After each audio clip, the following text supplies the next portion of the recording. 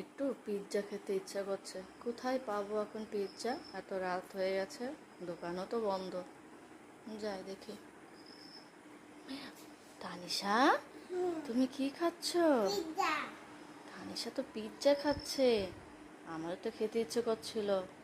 আমাকে একটু দেবে? একটু দাও, একটু দাও, একটু দাও, দেয়া একটু। সব খাবো? দাও দাও দাও দাও দাও দাও, সব খেয়ে নে, সব খেয়ে নে, দাও।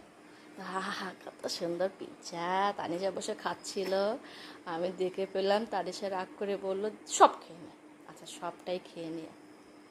তুমি খাবে না তো? আর চাবে না তো?